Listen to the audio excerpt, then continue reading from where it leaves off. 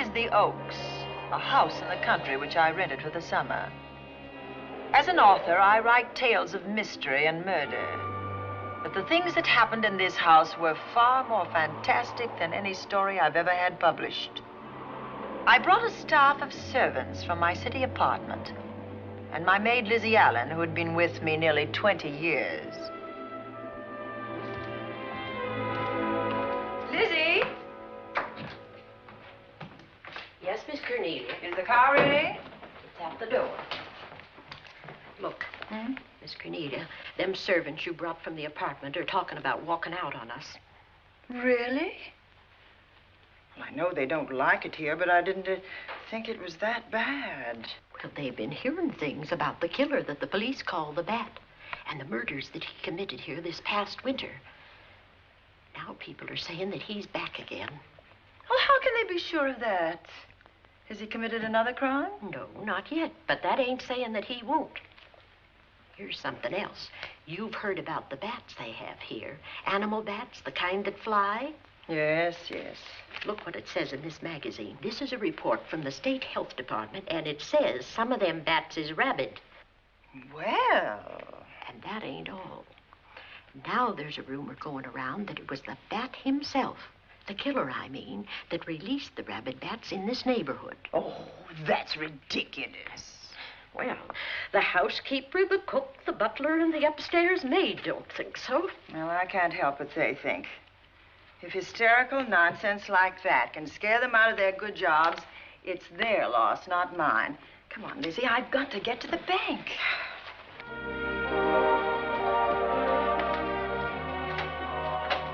Drive directly to Zenith Bank, Warner. I'm afraid we'll have to hurry. It's near closing time. I'll get you there, Miss Van Gorder.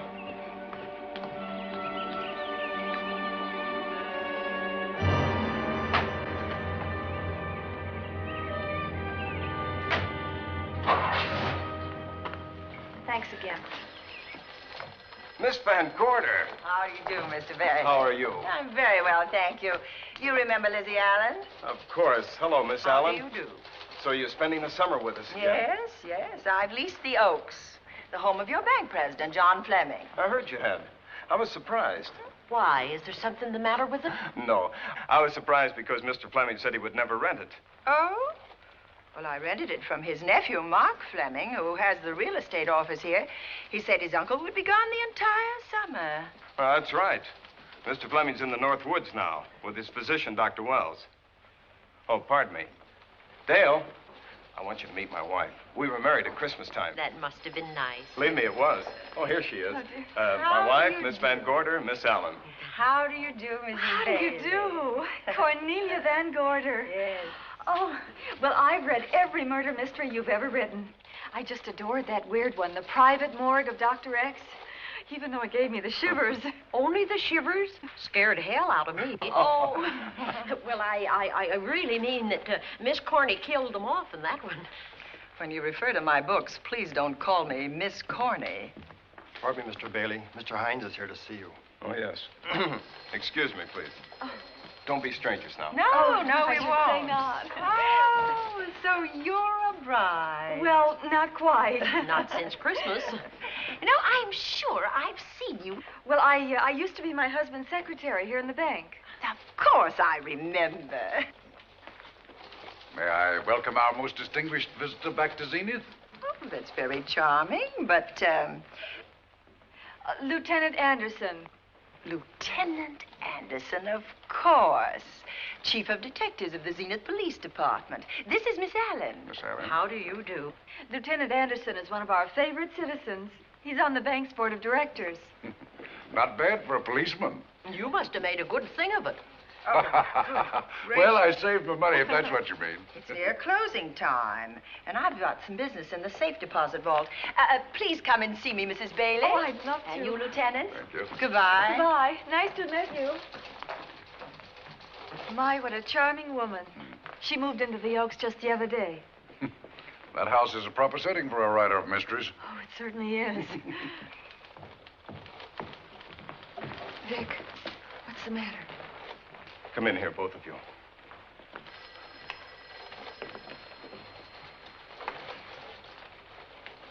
Andy, we're in trouble. Wendell Hines came in to pick up $350,000 worth of bonds that we were holding as collateral for a loan.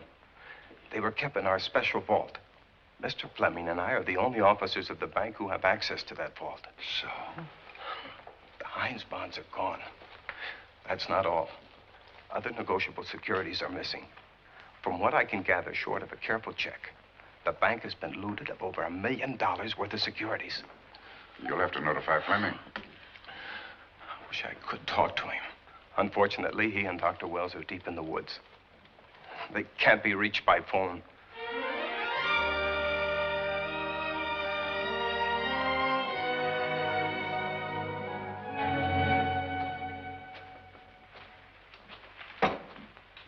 What is it?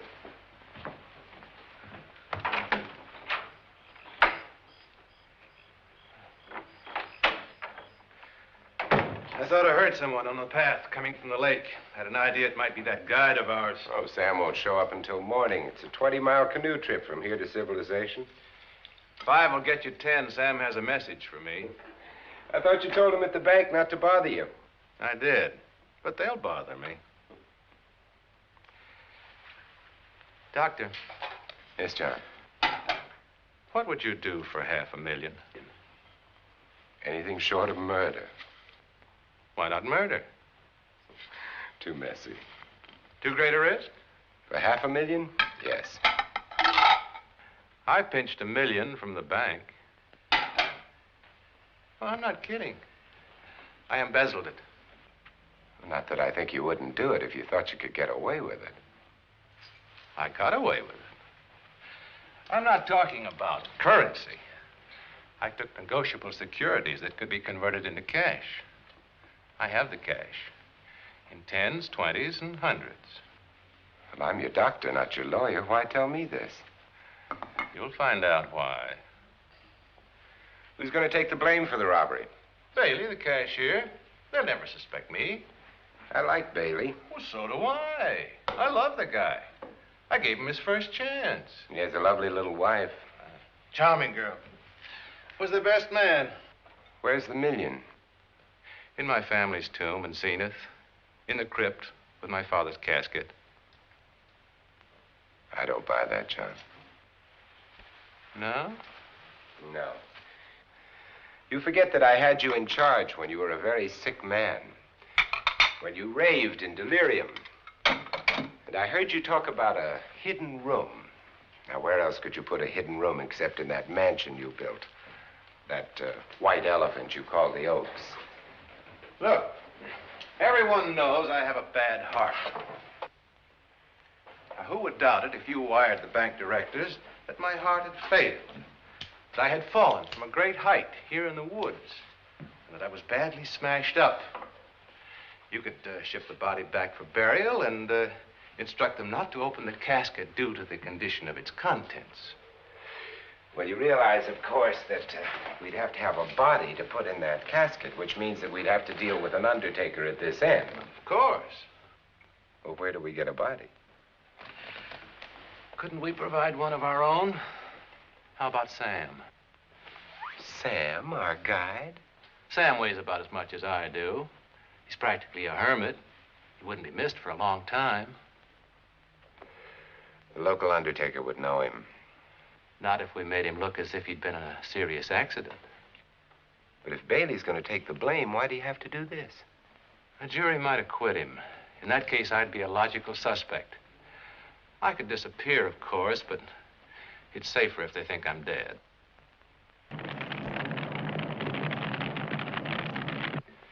What if I don't go for this deal? In that case, it would be too bad. You mean you'd kill me? What else could I do? Now that I've told you about the $1 million, I'd say you were shot in a hunting accident. Now, look, Doctor, if you can find another body instead of Sam's, it's all right with me. There's $500,000 in it for you. I'll do my best. I smell smoke. So do I. What's that noise? Look, Doctor, the woods are on fire. It's It's coming this way. We've got to get out of here. Out the back way. We will. As soon as I provide that body we were talking about.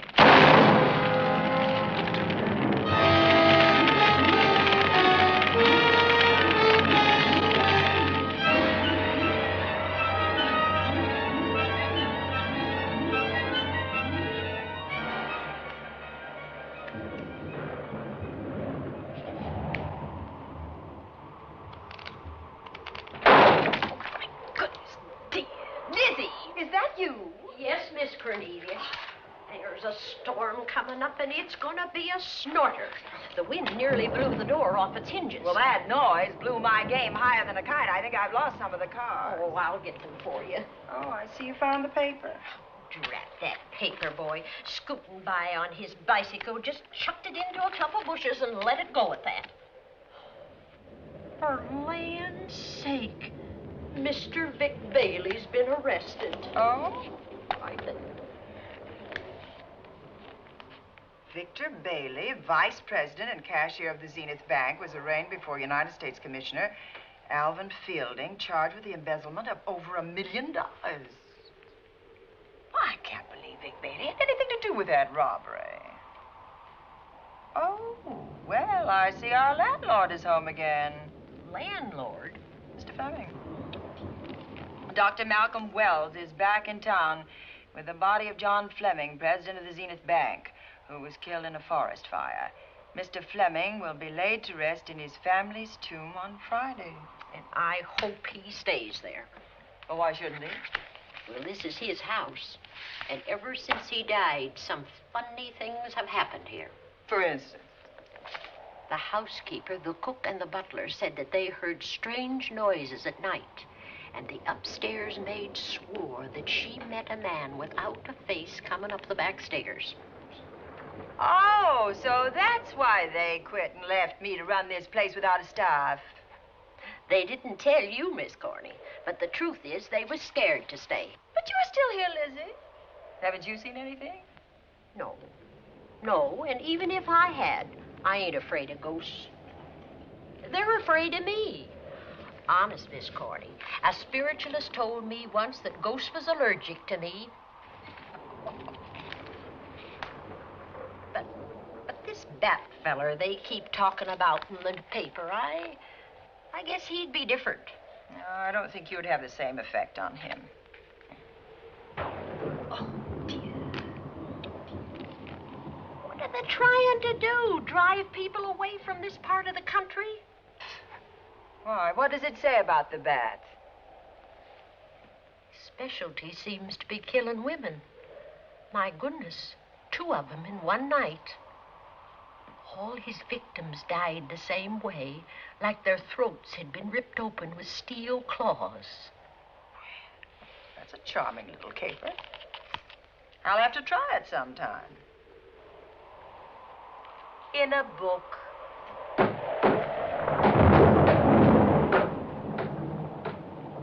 That ain't nothing, just something bumping against the house.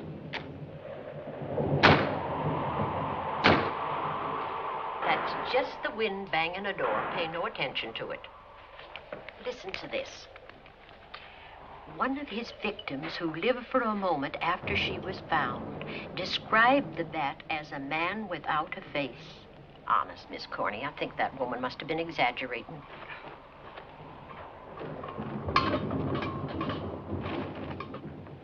That's just that heavy tapestry at the top of the stairs. I know. I've heard it before on a windy night. That sounds as if there was someone on the stairs. I know there isn't. At least there shouldn't be. There ain't. Them's just the noises you hear in any old house on a windy night. It says here that the Bat never leaves no fingerprints. That's understandable. Having no face, he probably has no fingers either. Lizzie!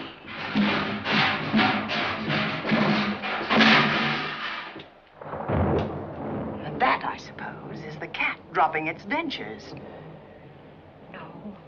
No, I don't think so. But I think it's something should be looked into.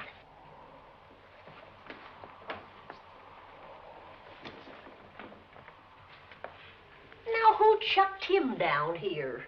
The wind, I hope. There must be a window open up there. No, Lizzie. Let him lay. Let him sleep it off. I hope the power lines don't go down, put the lights out. Now, we'll check the windows in the living room and draw the curtains, and then we'll go to bed. Yes, ma'am.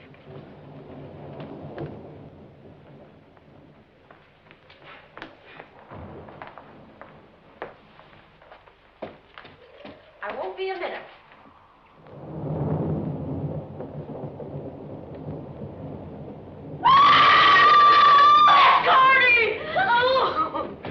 What's that? Oh, I went to get the tape. I turned the latch off. I forgot to turn it on again. He's out there. He was coming in. He might have got you. Oh, but he didn't, and he's still out there, thanks to you. Now, you hurry now, and we'll call the police. No, I won't leave you, Miss Coney. Are you okay? Yes, ma'am, I'm okay. Okay.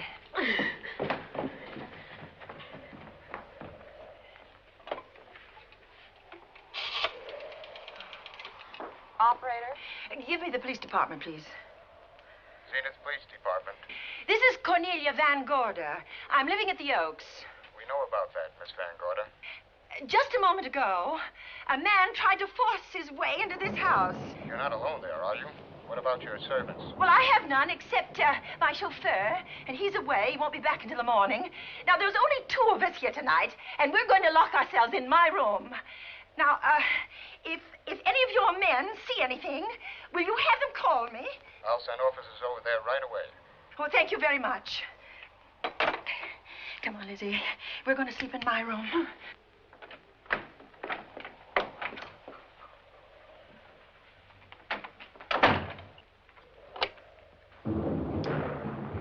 Well, nothing can get at us in this room now, I think. This door seems good and solid. Like the door to a tomb.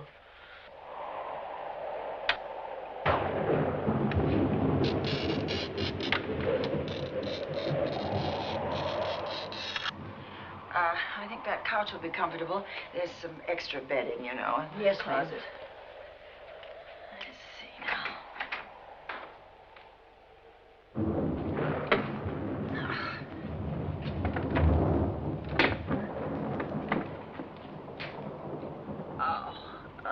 Huh? No bolt. Well, that's not so good.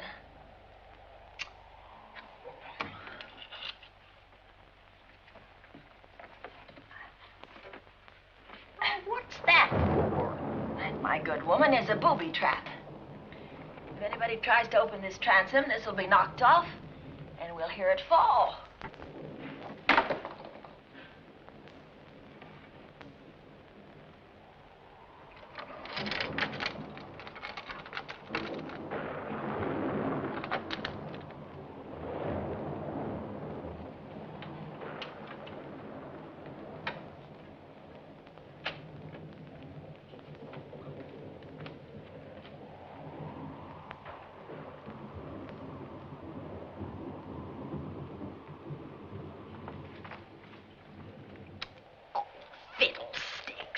I forgot my night things, my robe, my gown, and my slippers. I'll go get them now. Now, wait a minute, Lizzie. I'll go with you. Now, don't you bother, Miss Cornelia. My room's just down the hall. Lizzie, I told you to wait. It's all right. I'll only be a second. Get in here. Get in here.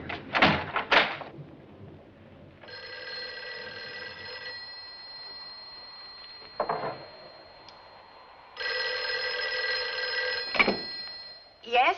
Miss Van Gorder? Yes? Zenith Police Department. There's a police car just outside your house, and the officers in it have reported that there's no sign of a prowler anywhere on the grounds. Well, the man's inside now. He's in the hall, just outside my bedroom. Have your men break through the kitchen door and search this place from top to bottom. Okay, Miss Van Gorder. Sit tight. I will. I have a gun, and I know how to use it.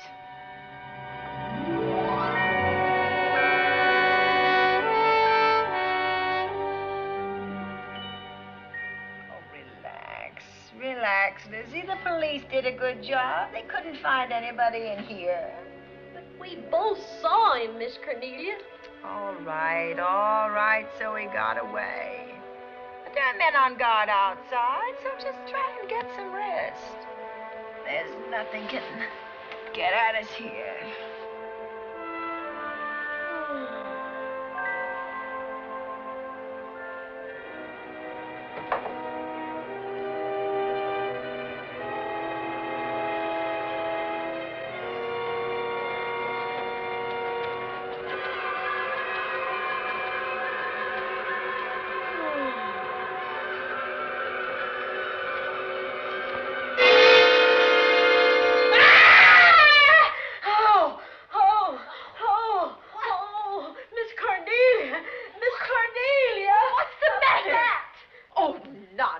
You've had a nightmare. Maybe I did.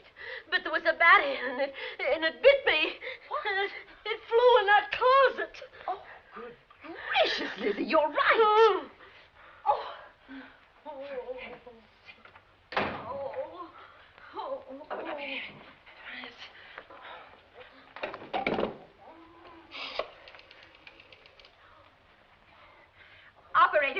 Operator, will you get me Dr. Malcolm Wells' office, please? No, I don't know his number, and I have no phone book up here, but this is an emergency. Will you connect me with his office, please? Oh, dear, I'm going to get the rabies. Hello? Hello? Dr. Wells' office? This is a call service. Dr. Wells is out at the moment, but if you'll give me your name and number, I'll try to locate him. Well, this is Miss Van Gorder of the Oaks. My maid has just been bitten by a bat that may be rabid, and she must have treatment as soon as possible. And I was told that Dr. Wells was the nearest physician. I'll try to find him for you, and if I can't, I'll send you another doctor. Oh, well, thank you very much. Oh, he's out on a case. Oh. Oh, I hope it's not a delivery. A baby, I mean. They can be terribly complicated. It never bothered me none. Oh, Lizzie, you never had a baby. Of course I didn't. That's why they never bothered me. Oh, does it hurt, huh? Little.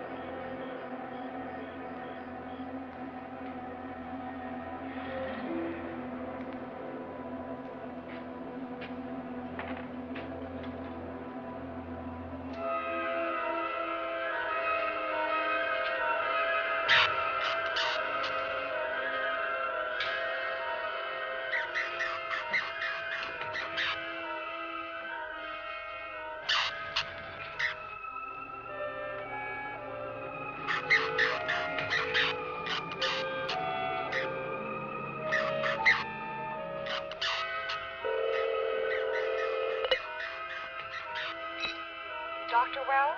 Are you there, Dr. Wells? Are you there, Dr. Wells? This is the operator. Your call service is on the wire. It's an emergency. This is Dr. Wells. This is your call service, Doctor. Oh, hello. I was just doing an experiment. I left the receiver off. That's what I thought, but I kept trying. Miss Van Gorder at the Oaks called and said that her maid had been bitten by a bat, and she's afraid it might be rabid. What? Oh, all right. Tell her I'll be right over there.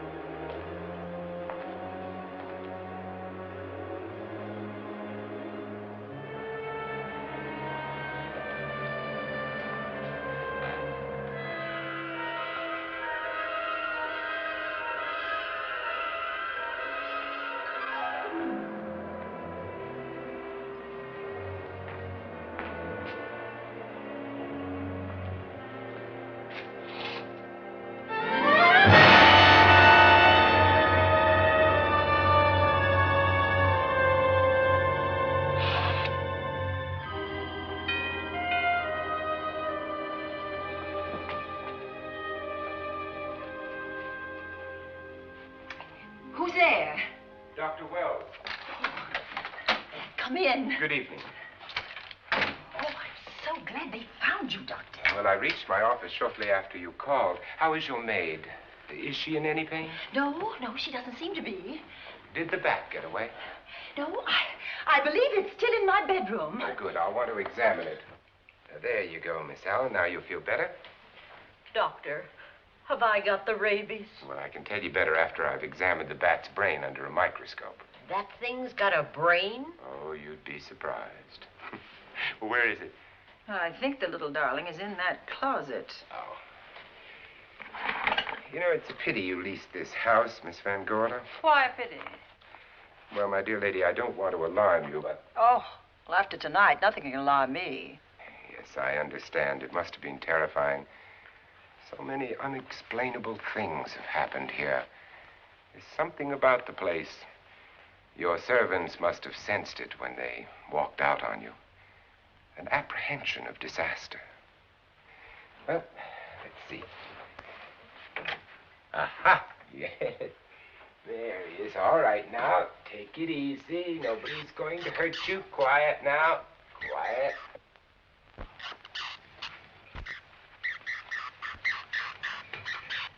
He looks quite normal. Doesn't seem to be sick at all.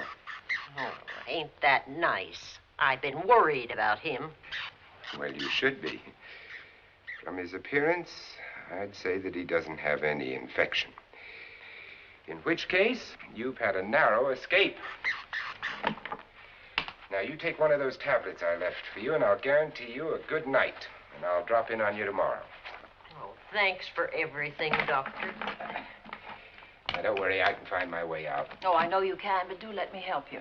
Oh, don't forget that once I'm gone, you'll have to climb those stairs alone. Oh, I'm all right. I'm armed now. Can you, shoot one of those things without shutting your eyes? Oh, Doctor, there are guns in every book I've ever written. I don't write about things I'm unfamiliar with. Lock the door, Lizzie. Good night. Yes, ma'am. Good night, Doctor. Accident? No, the wind blew him down. Oh. I think. Oh. Did you know that young Mark Fleming leased you this house without notifying his uncle? No, I didn't. Well, it doesn't matter now. John Fleming is dead and Mark's his heir. But if John were alive, he would warn you to leave here, Miss Van Gorder. Really? Yes. It's been a tragic place for anyone who ever lived in it. Well, good night. Good night, Doctor. Who's out there? Nobody you need worry about, Doctor. Oh, it's Andy. That's right. Oh, good evening, Miss Van Gorder. Good evening, Lieutenant. Is somebody sick here?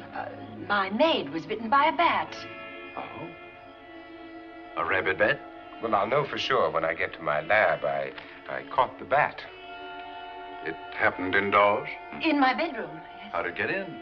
Well, there are many ways a bat could get in a house. You ought to know. I spotted this hole in the window the minute I got here. Why? That's where the two-legged bat got your door open. Miss Van Gorder told me that she phoned headquarters at Zenith. Yes, I phoned twice. The second time was after the prowler got in the house. Weren't headquarters, Andy? No, but they contacted me. An officer came and searched the house from top to bottom, but they couldn't find the bat. You better have this window fixed tomorrow. Oh, yes, I certainly shall. Yes, and I'd better be going. I'm due in surgery at 8 o'clock in the morning. Good night. Good night, Doctor. There'll be a man patrolling the grounds all night, Miss Van Oh, Gorder. thank you. And nobody inside, Andy? Why should there be? Well, how do you know but what the bat is hiding somewhere in the house?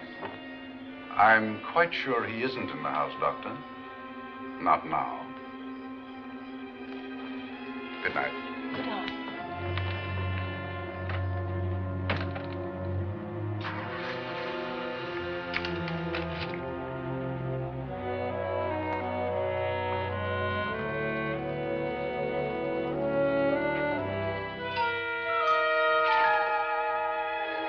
Hi, Andy. Hello, Mark. Well, congratulations. Real estate business must be picking up. New office, new furniture. New deal. How do you like it? It looks expensive. Are you squandering your inheritance? Oh, I haven't got it yet. Well, the paper says John Fleming left his entire fortune to you. Funny thing about that entire fortune is that we can't find it. No kidding. Oh, all Uncle John had in his bank account was a couple of $100. And his safe deposit box was empty. If we don't find that missing million, mine will be empty, too. How come? Well, all my savings were invested in Zenith Bank stock. The examiners won't certify the bank as solvent until those stolen securities are found. So the stockholders have voted an assessment that'll wipe some of us out. It's a since those securities have been converted into cash. And if I can't find that cash, I'm sunk. Well, where are you going to look for it, Andy? Here in Zenith. Your uncle wouldn't take $1 million on a hunting trip, would he? You suspect Uncle John? Why, Andy, he founded the Zenith Bank. That'd be like robbing the family tomb. You think he wouldn't? Well, besides, Vic Bailey's fingerprints are all over the vault. Now, they didn't find any of Uncle John's fingerprints. Because he wiped them off. Can the defense prove that? They'll try to. Judy Hollander, Bailey's secretary, is a defense witness. And they believe her testimony will have a powerful effect on the jury. Oh, well, she has a powerful effect on me. Judy's a doll. Here's the book you mentioned, Judy. It's your newest one. Yes, it's just been published. You can have that copy if you wish. Oh, it's a first edition and you've signed it. Yes, of course. Thank you so much. May I serve tea now, Miss Van Gorder? Yes, please do, Warner. Thank you. Well, I see you've engaged new servants. Yes, of course. Well, how did you persuade them to live in this house? Well, Jane Patterson, my new housekeeper, knows this house better than you do, Doctor. Oh? She worked for John Fleming. And Warner was my chauffeur. Chauffeur turned butler? It's incredible. He can play any part at a moment's notice. Did you get a plumber, Warner? No, we can't get a plumber for 3 days, madam. What about that leaking pipe? The basement will be flooded in 3 days. Well, the pipe is no longer leaking. You mean it's dried up of its own accord? No, not quite. I packed the elbow where the water was coming out. Packed the elbow? Oh, where did you learn how to do that? Well, into each life, a little rain must fall, and a careful man learns to keep himself dry. Now, is there anything else that you require, Miss Van Gorder? No, not at the moment, Warner. Thank you, madam. Now, there's a character. How long did you say that he worked for you as chauffeur? About 3 months. Well, I hope he doesn't have a police record. My dear Dale, it may interest you to know that the last night of his life, John Fleming told me that he loved your husband like a son. If Fleming were alive today, he would be fighting to prove Vic's innocence. Could Mr. Fleming prove his own innocence? Miss Van Gorder, can there be any doubt about it? There will be when Miss Hollander testifies at Vic's trial. Oh? You know something that we haven't heard yet, Judy? Something I saw with my own eyes. She's not permitted to say what it was. My dear girl, I wouldn't think of asking her. But let's assume for a moment that Fleming did steal the $1 million. Now, what would he do about it? Where is it? Hidden someplace where he could lay his hands on it without getting caught in the act. Now, if I was writing this, instead of living in the middle of it, I'd hide it right here in this spooky old house. Under a loose floorboard or up a chimney? If Mr. Fleming had the nerve to steal $1 million, he'd make his plans well in advance. I'd say he'd prepare a place to hide it. Possibly when this house was being built. Now, I rented this place from Mark Fleming, his nephew. I wonder if he'd have the floor plans. I'll ask him. Yes. Lizzie, will you bring Mrs. Bailey the phone? Oh, you ask him now. Okay. His number is Summit 7537. Oh, thank you, Lizzie. Summit 7537. Not bad, eh, Andy? That means new business. Now, you see, somebody wants to buy a house. Mark Fleming speaking. Oh, hello, Dale. Well, hang on a minute, honey, while I see if I have him. It's Dale Bailey, all excited. Miss Van Gorder wants to know if I have the floor plans of the Oaks. Now, what would she want with the floor plans? Well, she suggested to me that your uncle might have hidden the bank loot there. Are the plans here? Somewhere in the house itself. Wait a minute, there is a place where Uncle Johnny might have kept those blueprints. What place? Well, I heard him talk about it a good many years ago. I can't be sure of the exact location. Anyway, I don't think the old boy had the guts to steal $1 million. But if I find those plans, I'll let you know, Andy. Hello, Dale. Look, honey, I haven't seen those plans since I was a kid, but I'll come over tonight and maybe we can find them. Thank you, Mark. We'll expect you. He seems to think they're here in the house somewhere. He's coming over tonight. Well, that's good. Dale and Judy are my house guests for the weekend. Would you like to have dinner with us tonight? Oh, no, thank you. I couldn't. I still have a few calls to make. You know, if Judy's testimony is going to clear Vic Bailey and implicate John Fleming, others may get the idea that there's buried treasure in this house. Don't even mention your testimony until you're actually on the stand. Oh, I won't. That's a smart girl, Judy. And a very lovely girl. Well, good afternoon, ladies. Goodbye, Doctor. Dr. Wilbur. Come on, girls, let's go.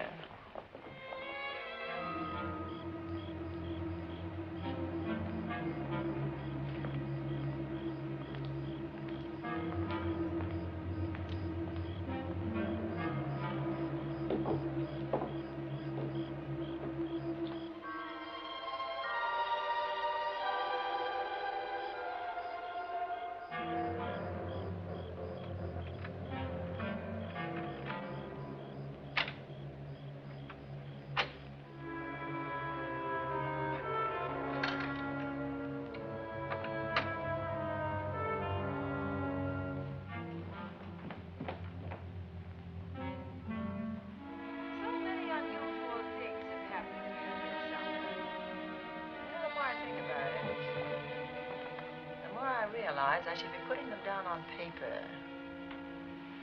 Weren't you your husband's secretary, Dale? Yes, I was. Do you take shorthand? Mm-hmm.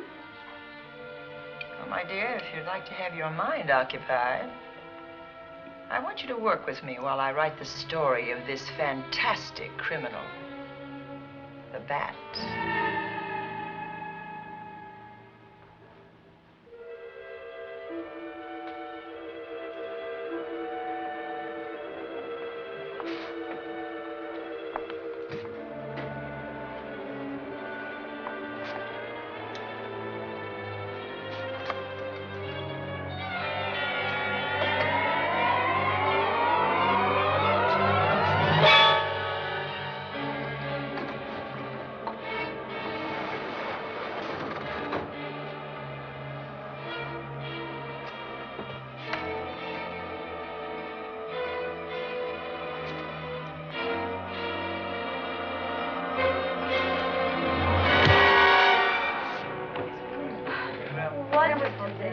Thank you.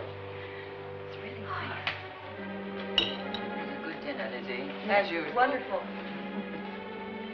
Oh, what a lovely piece of silver. It's an original, isn't it? Yes, they still use them in England for buffet breakfasts. Some hot water in the bottom. Keeps your kippers hot, your sausages, and your scrambled eggs. Interesting. It's very useful. Really nice.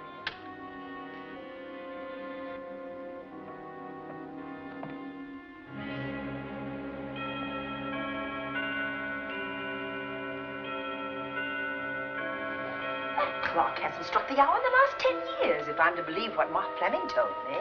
Why is it angled away from the wall like that? I don't know. Somebody must have moved it. Lizzie, very likely when she was dusting. Wait a minute.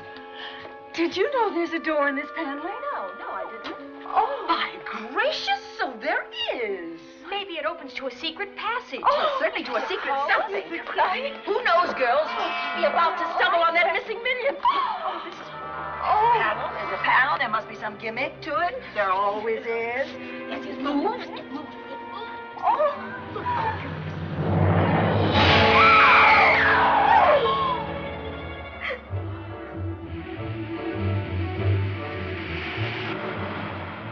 Calling car 11. Calling car 11. Proceed to the Oaks in Zenith Township immediately. A homicide has been reported. Okay. Proceeding to the Oaks. Notify the county coroner, Dr. Wells. Tell him to come to the Oaks at once.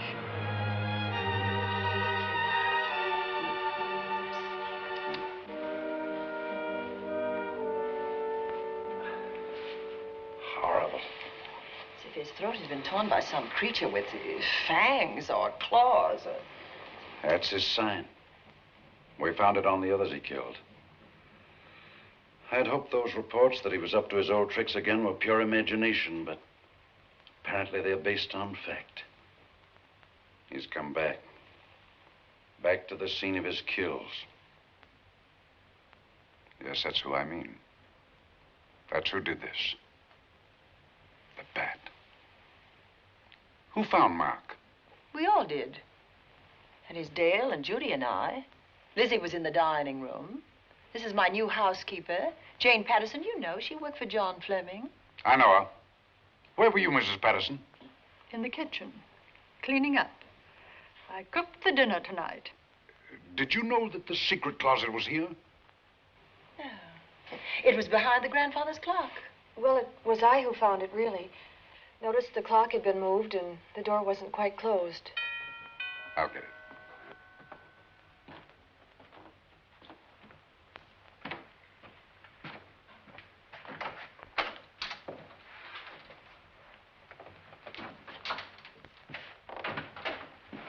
Who is it?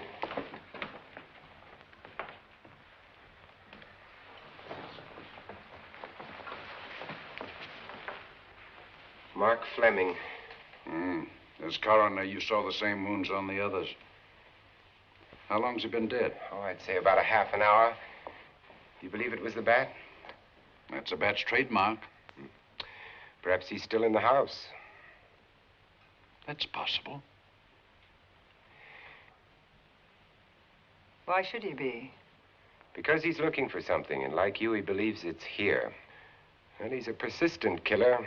I would advise you to get out of this house as quickly as possible, notwithstanding our expert police protection. Have you called the morgue? They're on their way here. Oh, good. I want to examine the body before they get here. May we take it into another room? Yes, to the sunroom in the back. Thank you. Give me a hand. Excuse me.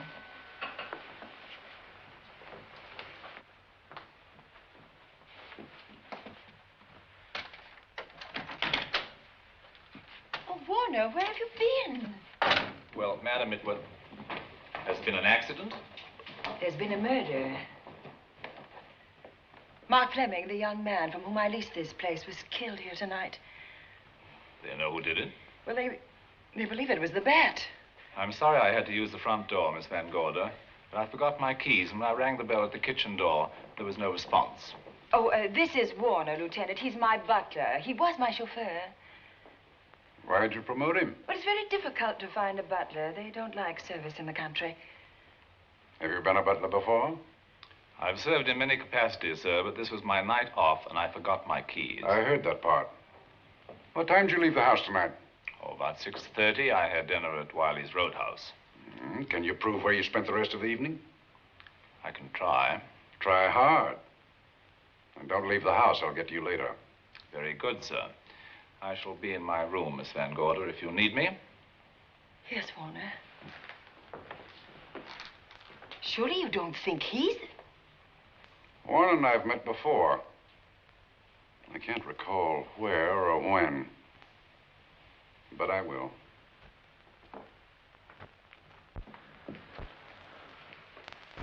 There'll be a crew here shortly from headquarters, dusting for fingerprints, taking photographs. But in the meantime, Mrs. Patterson, you aren't leaving the house tonight, are you? No, Lieutenant. Don't. I'll talk to you in the morning. Good night. Good night, sir. Good night, Miss Van Gorder. Dale, I was with Mark Fleming this afternoon when you talked to him about the floor plans of this house. I heard him tell you he was coming here tonight. Dale called him at my request. She told me he was coming. Who else heard her tell you that? Judy, Lizzie. And that nice Dr. Wells. Dr. Wells. There are a few killers who kill for the fun of it. The Bat very likely is a mental case, and I'm convinced that his crimes are motivated by his mania for personal gain. There's $1 million at large, and he's going to keep on hunting for it until he lays his hands on it. Now, these young ladies are staying here tonight? Yes, they're my house guests. Well, when my crew arrives, we'll be busy for a while, so I'd suggest that we go to our rooms? That's a very good idea. Come on, girls. What about a police guard for this house tonight, Lieutenant? You've got one. I'm going to cover this place tonight from the attic to the basement. If the Bat makes another call, I'll have a little surprise for him. Who is he? Have you any idea?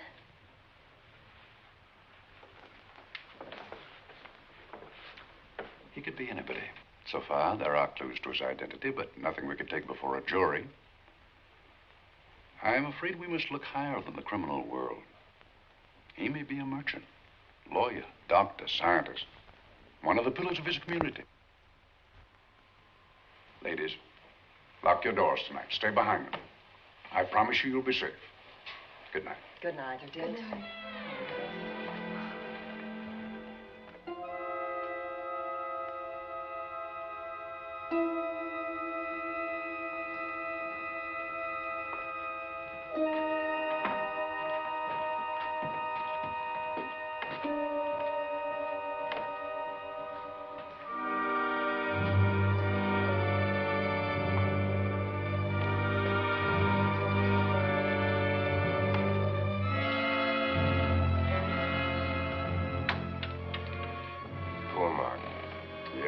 Pity. So young. Well, Doctor, do you agree it was the Bat? In my report, I shall say the death was caused by the same technique used in the other killings. A paralyzing blow to the throat, followed by severe lacerations of the jugular, resulting in excessive hemorrhage. In a layman's language, he didn't know what hit him. Oh, he knew. But he didn't have time to think about it.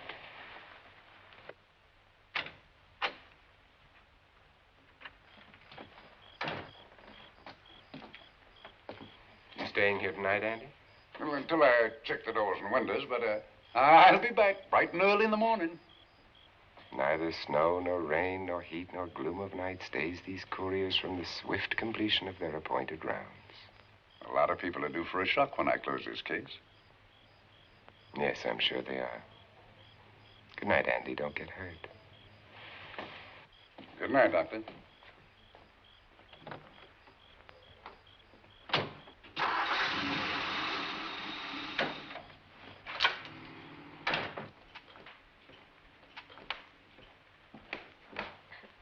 You know, I think we'd better let you get some sleep. Oh, Lizzie and I share this room for mutual protection. You know, one night, a storm blew the wires down, put the lights out, and I went out the next day and bought a half a dozen of these things. You better take one with you, Dale. Oh, thank you. We'll go across the hall now. Are you sure there's nothing else you need? Oh, no. Quite sure. We'll be all right. Well, if anything bothers you, you just sing out, and 2 strong women will come to your rescue. Oh, nothing will bother us. Not with Andy on the job. No. Well, good night. Good night, girl. See you in the Don't worry. Everything will be all right. We won't. Good night. Good night.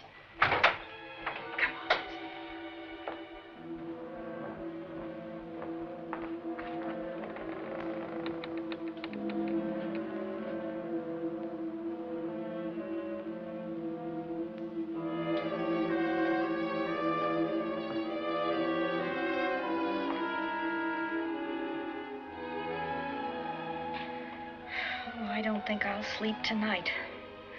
Me neither. All I can see is poor Mark Fleming staring at us.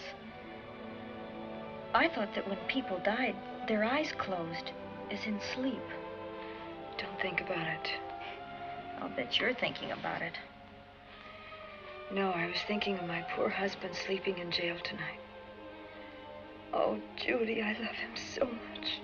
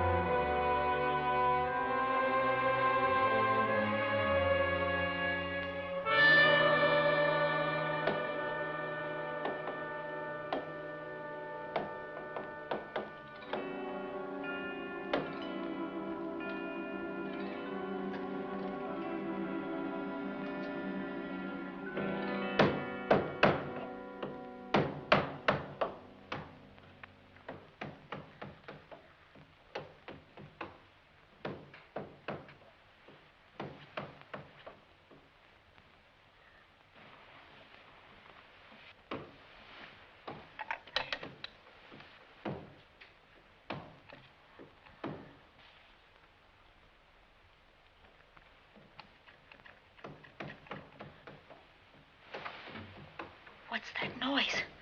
Oh, I don't know. I kind of fell half asleep. For a moment, I thought it was something from a dream. It's somewhere in the house. Yes, on the floor above. Not directly over us. Probably a room overlooking the driveway.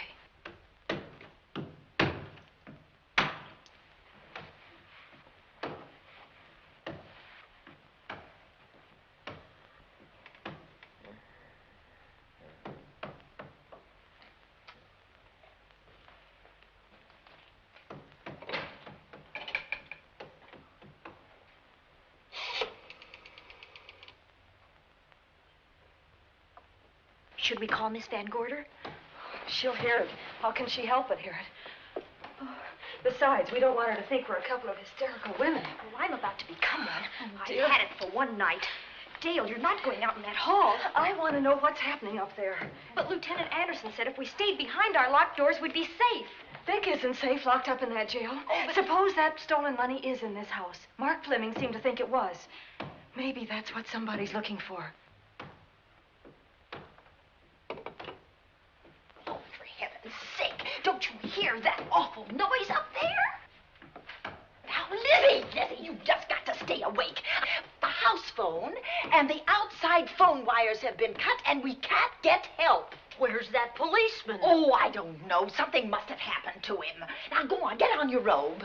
Oh, Dale, please don't go up there. I've got to. Think what it could mean to Vic. Now, you stay here. Oh, no. If you go, I go.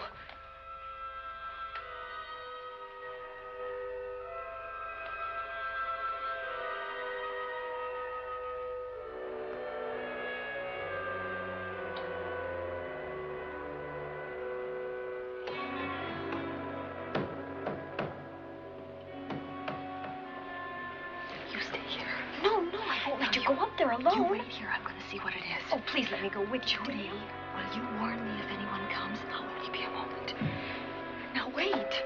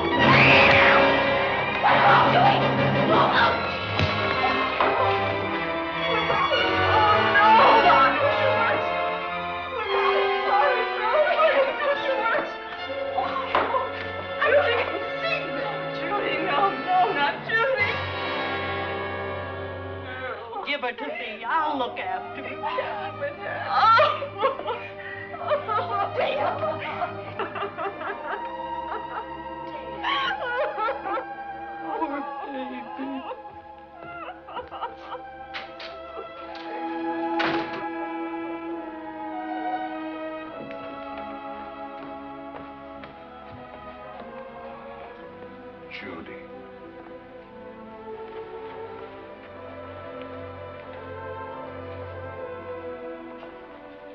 The bat. Yes, the bat. He caught her at the head of the stairs. We saw him rushing down the stairs as we came out of the room. I hurled that after him. I hit him, I believe.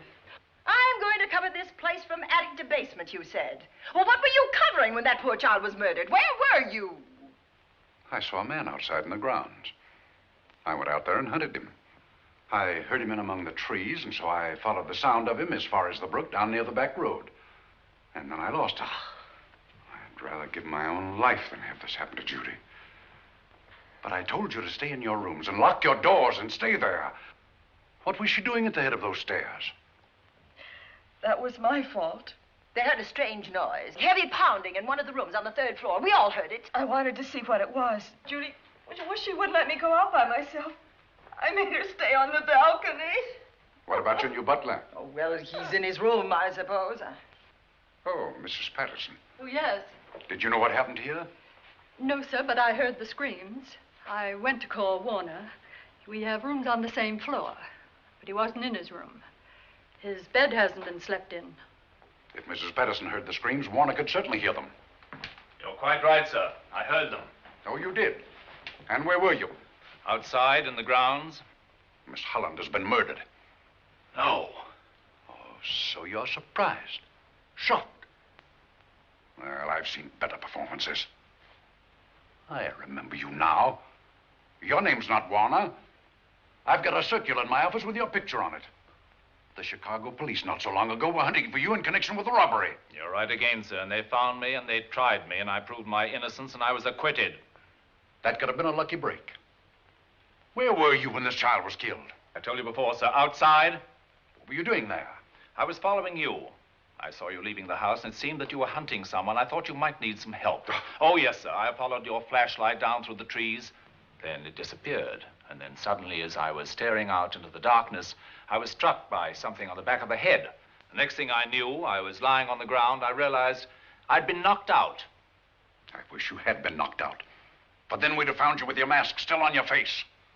You were hid here in this house with this poker as you were rushing down those stairs after that child was killed. Oh, no, sir. You can't pin this on me. I'm not the Bat. I've never killed. I couldn't kill.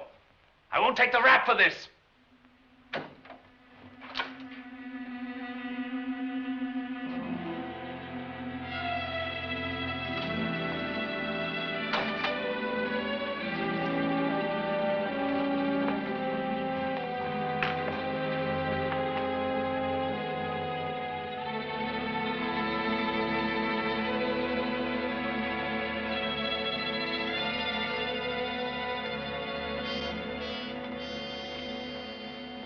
Well, Doctor, we have another case for the county coroner. You see, the Bat came back. Why did you come back, Doctor?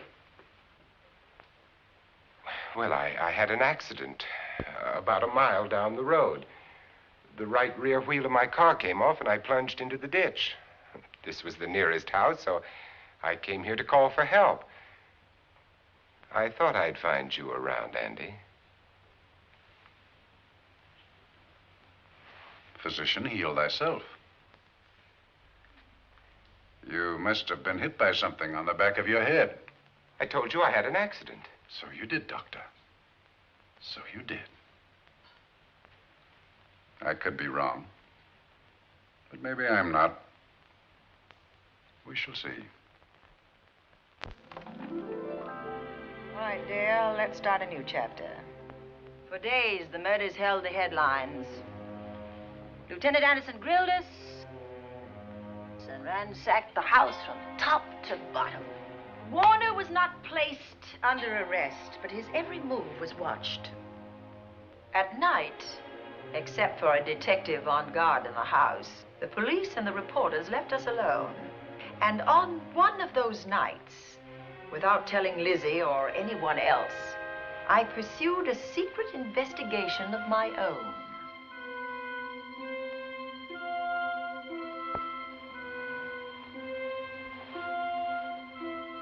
It was in an empty room on the 3rd floor where we kept our trunks and other things.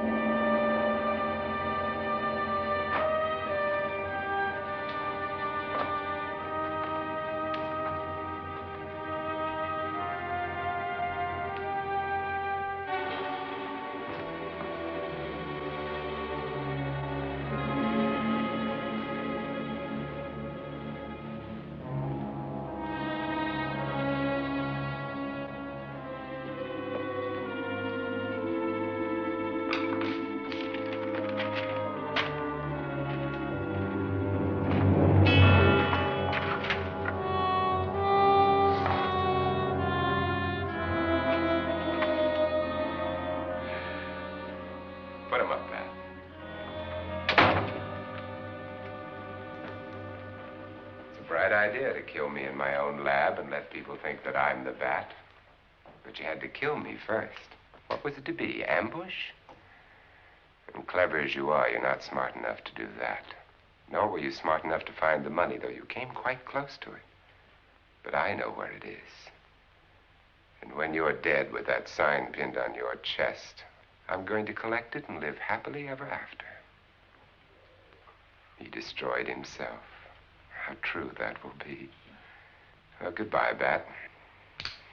Here's a serum that will heal you whether you're rabid or not.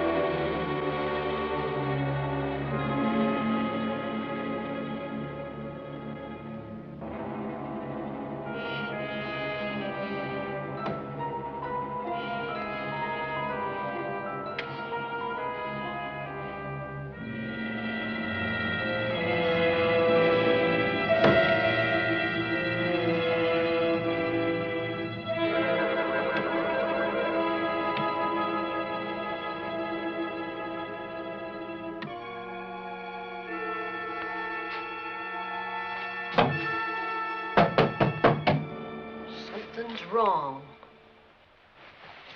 Something's wrong.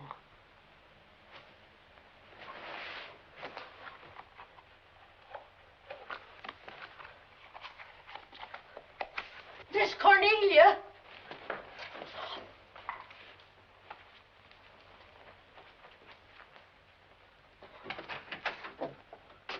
Miss Cornelia.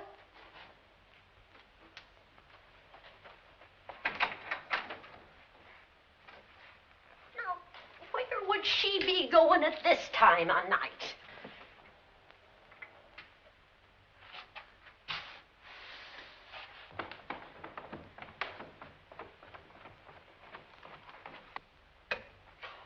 Well, land's sake.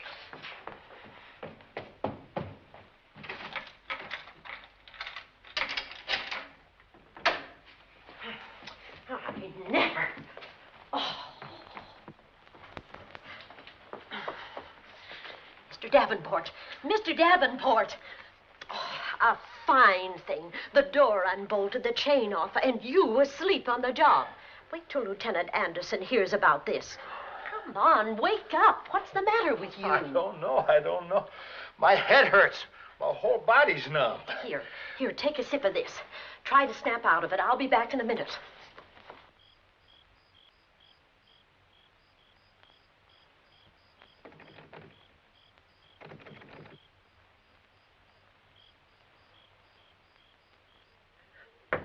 Hurry, will you? It's Lizzie.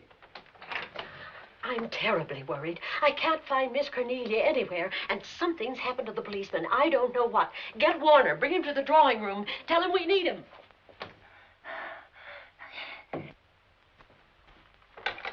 Are you all right now? Yeah, I'll be all right in a minute. I remember now. I took a drink of wine from that decanter there. Miss Van Gorder told me to help myself. She wouldn't put nothing in it? Well, somebody did. Somebody who knew I was on duty here. Then it was somebody that got Miss Van Gorder. I can't find her anywhere. Upstairs, downstairs, or in the basement. I told the housekeeper to get Warner. Lieutenant Anderson will want to know about this. Hello. Yeah, this is Davenport at the Oaks. We've got trouble here. Well, for one thing, I was drugged. Yeah. but I must have been knocked out because the maid tells me Miss Van Gorder is missing. Well, you better call Anderson and let him know. He's not at home. Well, where is he? Out on a case? What case? Dr. Wells. What else did they tell you about it? Oh, hurry, will you? We've got to find Miss Cornelia. Okay. Lieutenant Anderson is out on a case. Dr. Wells was found dead in a room next to his garage, murdered. Dr. Wells? There's something queer about the killing of Wells, but headquarters won't talk about it. Lizzie, Warner isn't in his room. There's no sign of him anywhere. And I was supposed to keep an eye on that guy. Where's Miss Cornelia? That's what I want to know. Wait a minute. Didn't you say that the chain and the bolt were off of the front door? I certainly did. Well, maybe Miss Van Gorder went outside. Oh, she never would. We better look. I can't breathe. There's no air.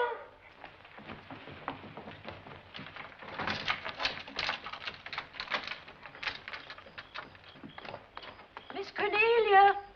Oh, Miss Van Miss Gorder. Cornelia. Miss Cornelia. Miss Van Gorder. Look. There's a light in that room on the 3rd floor. Were you up there tonight? Well, of course I was, but I turned the lights out before I came downstairs. Then Miss Cornelia might have turned them on again. That's why we're going to look first. Come on.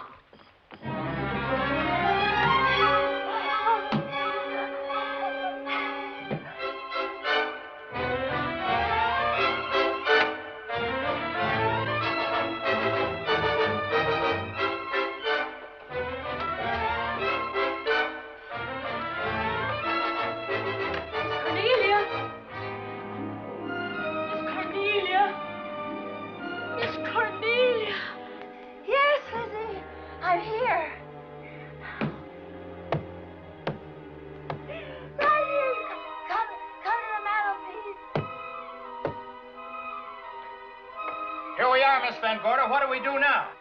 Over the mantel, there are 5 panels. Strike it with your hand.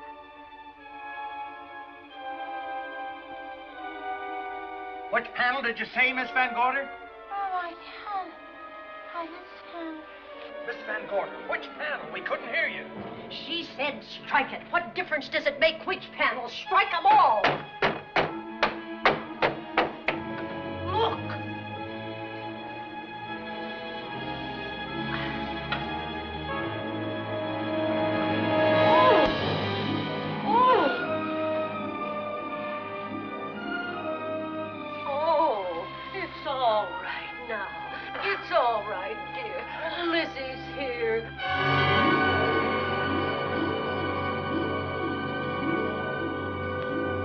Feeling better? Yes, much better. We'll take you to your room. Oh, no, you won't. I'm going to stay right here. I'm quite all right. Oh, how blessed it is to breathe without an effort. You know, no one knows how sweet the air can taste until someone shuts it off for a moment. That room is just like a box. When the mantelpiece closed, it seemed like all the air was drawn out of it. Look, there it goes again. Let it close. I can open it from in here. There's a control panel behind this blueprint. Electric motor under the trap door here. Once the door is open, you can keep it that way. I believe that the fireplace in this other room opens the same way. And it does. I tried to find this, but I couldn't find it. Yeah, it's back of this blueprint here. Well, it's quite a setup. Too bad we can't open that safe in the same way. Take an expert to crack this box or a shot of nitro. Oh, maybe that's what the bat had in mind. Could be. Seems he's on the prowl tonight. Miss Van Gorder, Warner has disappeared. And Dr. Wells has been murdered. Dr. Wells? Lieutenant Anderson's on that case right now. Well, does he know what happened here tonight? They got word to him. He'll be here any minute.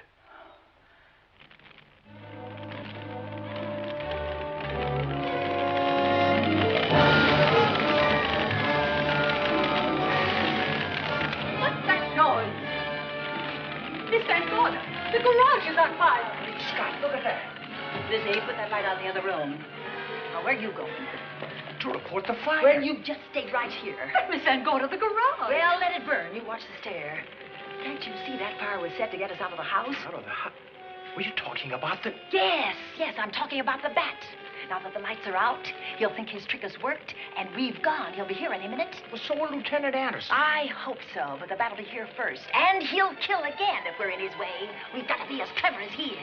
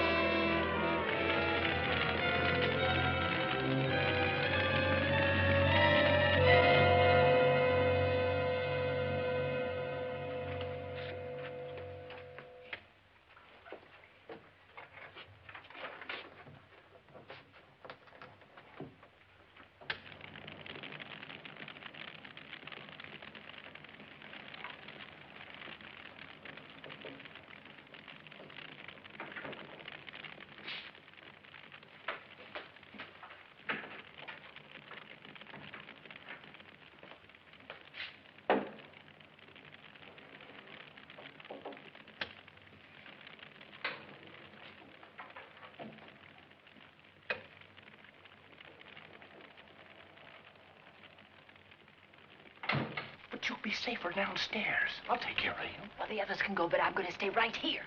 All right, but get out of sight.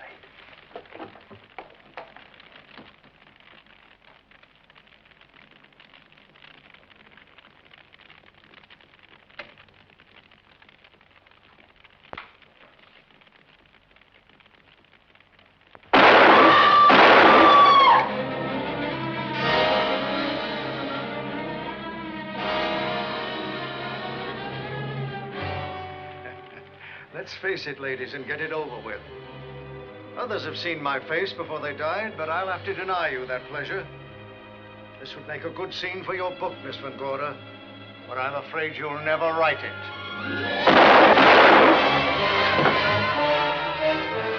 That is Warner. I could tell. You misjudged me, Miss Ellen. Warner! I don't like being a murder suspect, Miss Van Gorder. I was headed for a plane, but halfway to the airport, I changed my mind and came back. I'm glad that I did.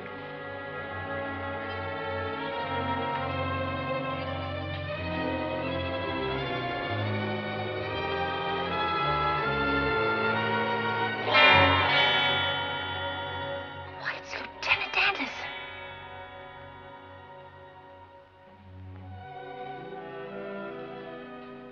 Yes, it was Anderson. He'd discovered the secret of the hidden room and was waiting to get into it and open up the safe. We found the money in it, a little over $1 million in 10s and 20s and 100s.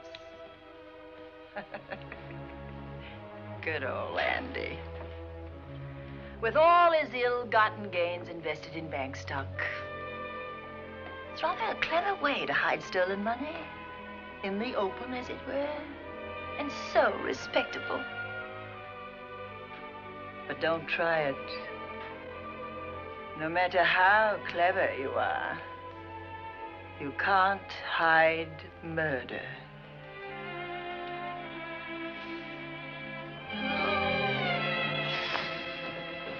Well, that's it, dear. That's the end.